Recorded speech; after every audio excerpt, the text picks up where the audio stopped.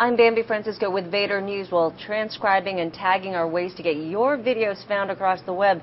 But that's a lot of work. Unless you automate the process, that's where EveryZing comes in.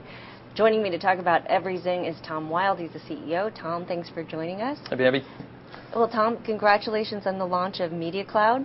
And it's a service that essentially allows video publishers to tag and transcribe their video content in an automated fashion. That's right. It complements the products that we launched in 2008, which were Easy SEO, Easy Search, and the Meta Player, all of which took advantage of the core technology we have around speech-to-text and natural language processing. Throughout the year, though, we had many requests to license our technology more as a web service, so publishers and partners could more deeply embed these capabilities in their existing workflow. Right. Before we get into a demo, because then you can really see what your service does, what you're doing, at least from what I'm gathering, is really unleashing all of this content that video publishers have in video, and you're creating all of these indexed more content, index pages for them, basically, so they could be found in SEO. Right, to be more discoverable as one of the key advantages. That's right. I mean, I think as video online has gone mainstream, and you know, Vader's certainly a great example of that. One of the big challenges is how do you connect and plug all of this rich content into the search economy, which is the billions and billions of searches people do across the web on Google, MSN, and Yahoo. And for the most part, they're utilizing web search as a strategy to find video, yet the two aren't naturally compatible because videos obviously are not text, and Google really understands text. And so that's been the missing component here of helping publishers get that content discoverable. Well, let's take a look at a couple of examples? Sure. Should we start with the... Which example would you like to start with? So let me show you bobvila.com. And Bob Vila, obviously, is the home improvement guru, produces mostly video content on his site. Doesn't like to transcribe it, though. Doesn't like to transcribe it, and that really points out one of the big challenges for video producers, which is the cost of transcribing and adequately tagging all of that content is becoming prohibitive, yet it's critical to making sure that your content is as discoverable as it needs to be to generate the kind of business opportunities that you're seeking, whether it's ad-supported or otherwise. And so Bob Vila licensed our full suite of products, which all use the MediaCloud technology to power and deliver this example I'll show you. So if you were to do a query, which is popular in the Northeast these last few weeks for unfreezing pipes, again, I'm using the Google web search box, and I'm not appending the word. I'm not appending the word video or anything like that. I'm doing a topic-based query to find this particular type of content. And I'm interested in anything that's relevant to unfreezing pipes, be it an article or a video or otherwise.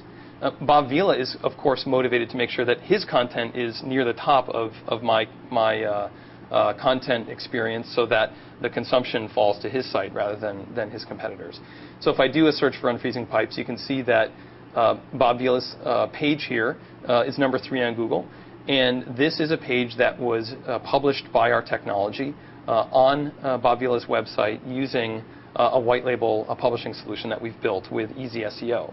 And again, Easy SEO uses the MediaCloud technology that we've announced this morning. And so if I click through on that, I go to a video which demonstrates how to unfreeze your pipes, even though it showed up in the search results as a text result. And so Bob Vila now benefits from the consumption that will happen on the site here using our approach. Now the editors chose the title "Unfreezing Pipes," and you were saying that even though the editor was wise enough to choose a very SEO-friendly word, this piece of content would not have been up high in the rankings.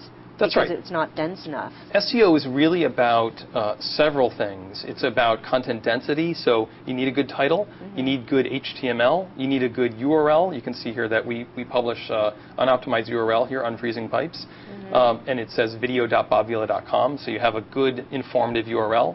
The transcript that we publish here is visible to the search engines, so obviously he mentions unfreezing pipes several times in the transcript, and so that can be indexed for SEO. And then once the user gets here, they have also the ability to search within this video. So we take it from the discovery out on the web all the way down to the specific video and searching within it. I'll give you an example here. If I search for pipes in this particular video. Now, you can actually see that. Would this video be found if you typed in pipes into? That seems pretty broad. Probably not. That's pretty broad. But something specific like unfreezing pipes is definitely there.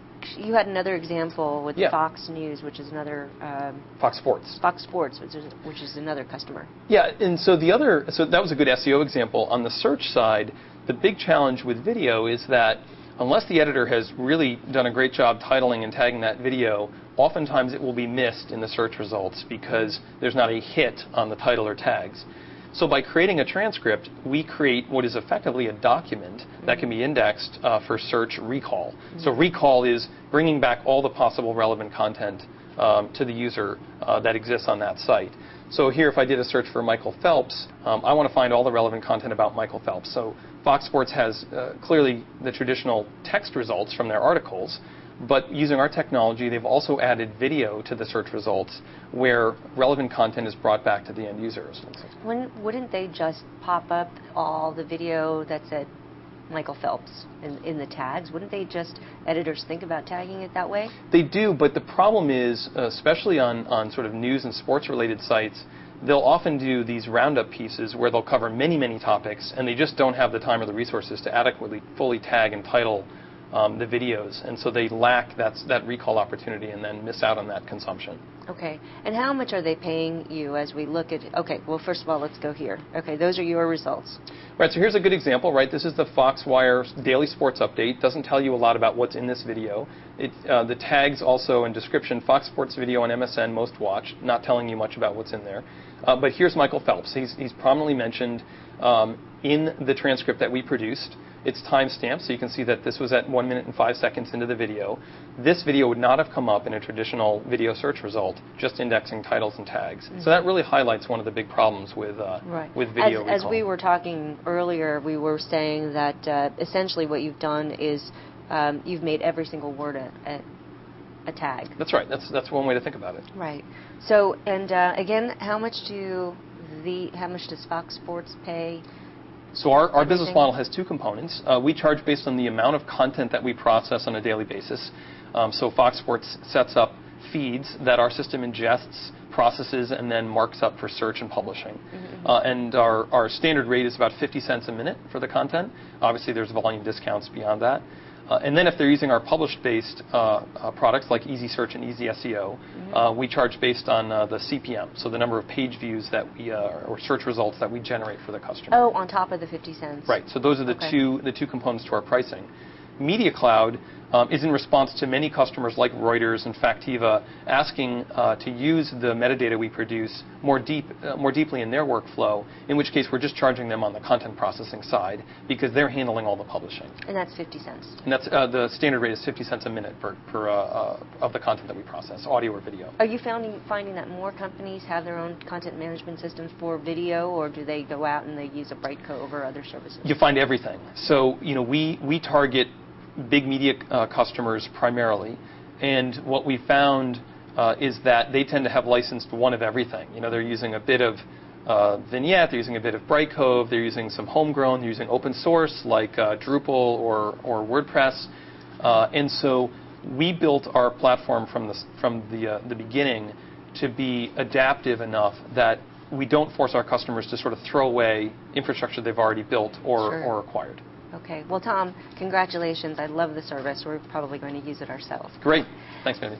I've been speaking with Tom Wild. He's the CEO of EveryZing. I'm Bambi Francisco.